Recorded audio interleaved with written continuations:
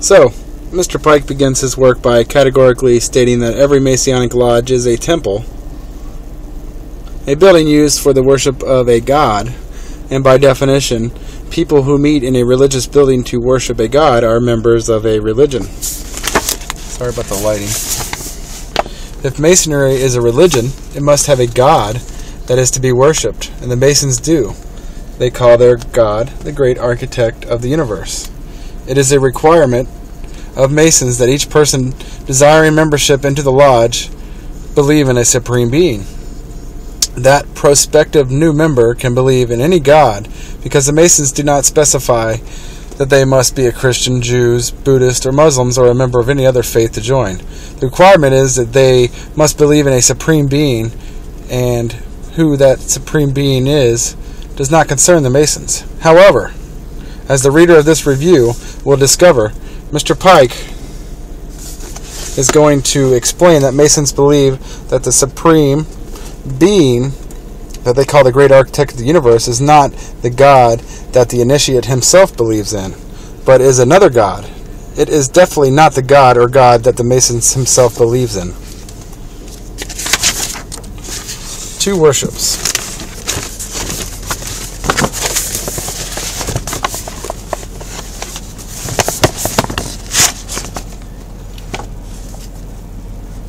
Mr. Pike also explained that it is not just the Knights, Templars, now the Masons that have two truths inside their religion. This is how he provided the reader with this truth taken from page 352 of Morals and Dogma. Among most of the religions of the ancient nations, there was an addition to their public worship of a particular god, a private one styled the mysteries, to which those only were admitted had been prepared by certain ceremonies called initiations. The Masons are aware that many of the religions of the past had false worship. Some knew that the identity of the god being worshipped was different from the one that the worshipper thought he was worshiping. This thought is covered by other Masonic writers, so that the thought is not unique with Mr. Pike. In other words, the early gods were worshipped by two classes of worshiners: those who knew the secret identity of God and those who did not. And to show that it is not just the ancient societies that believe this, Mr. Pike repeatedly states that Masons conceal the true identity of their God from the majority of the brothers of the lodge. In fact, Mr. Pike connected Masonry with the ancient religions that had two worships. He wrote on page 483, "Our lodge and our lodges, called temples, where they worship their God, are full of the ancient symbols," unquote. So, Masonry, in accord with the ancient religions, they have a God that they worship that is not revealed in its true identity to their fellow Masons. They are connected to the ancient mystery religion. In fact, Mr. Pike even goes further and connects the two on page 624. And on 624 the quote is, "Masonry is identical with the ancient mysteries," unquote. And Mr. Pike wrote that the ancient mysteries, they use symbols with more than one explanation. He wrote that on page 205. The ancient symbols and allegories always had more than one interpretation. They always had double meaning and sometimes more than two, one serving as the envelope of the other," unquote. So what he says is true. Masonry connects itself with ancient religions on the earth. And the fact that this ancient religion has kept itself secret from the world is perhaps the greatest secret in the world, and Masonry is part of it. Masonry's morality. If Masonry is a religion, it must have a code of morality. It must teach a moral set of values. Mr. Pike said it was required on page 35. The sole purpose, this is quoting Mr. Pike, "The sole purpose of religion is an ethic," unquote. A dictionary defines the word ethic as, quote, "having to do with a standard of morality," unquote. And Masonry, like all religions, has a standard of morality. Their code of morality is called situation ethics. Mr. Pike wrote on page 37, all truths are truths of period, not truths for eternity, unquote. It might be helpful to remind the reader that Mr. Pike's book is entitled Morals and Dogma.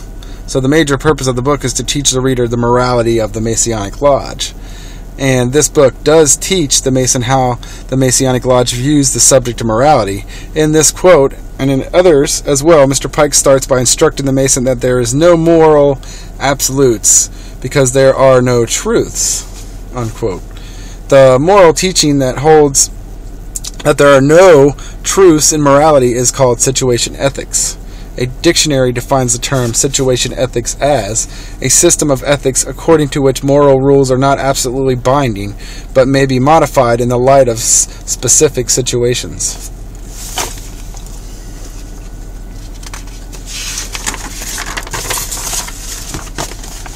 Therefore, the Mason is taught in their book called Morals and Dogma that there is no truths in any morality, and if that is true, the Mason is free to determine his particular morality for himself depending upon the situation.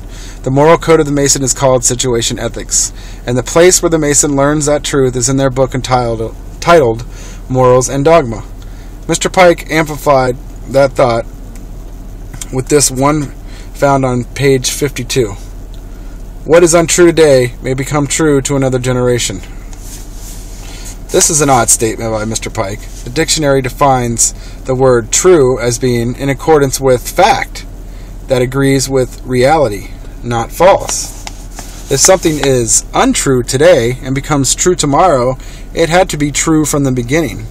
If it changes to a truth with the passage of time, it could have not been untrue in the beginning. It had to be true then as well. Yet Mr. Pike said that truth can change in time. Obviously, according to Mr. Pike, that which is untrue today can change to be true tomorrow. That, in turn, can become untrue in more distant future. One can only conclude that Mr. Pike believed that there was no permanent truths, such as moral absolutes, in any constantly changing universe. Mr. Pike even went further and stated that no one knows the truth. He wrote this on page 160. Quote, no human being can with certainty say what is truth, or that he is surely in possession of it. So,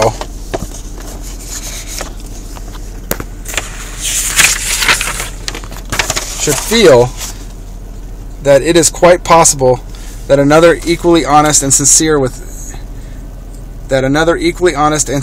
himself, yet holding the contrary opinion, may himself be in possession of the truth.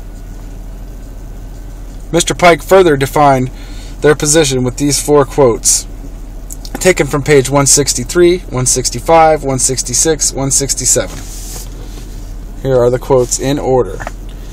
The Mason is confined to set forms of thought, of action or feeling.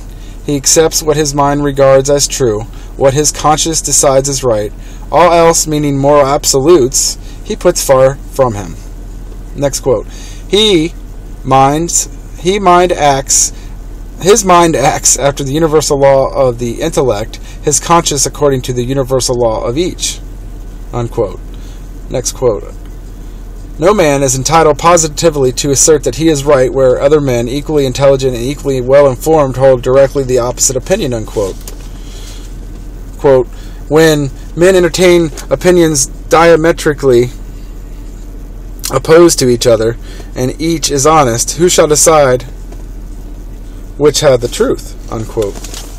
The Mason's creed goes far further than that. No man, it holds, has any right in any way to interfere with religious beliefs of another. It holds that each man is absolutely sovereign as to his own belief, and that belief is a matter absolutely foreign to all who do not entertain the same belief, unquote. These quotations show just how convoluted Mr. Pike's thinking is about morality. He writes that no man has any right to interfere with religious beliefs of another. I can show with little example that Mr. Pike himself did not believe that.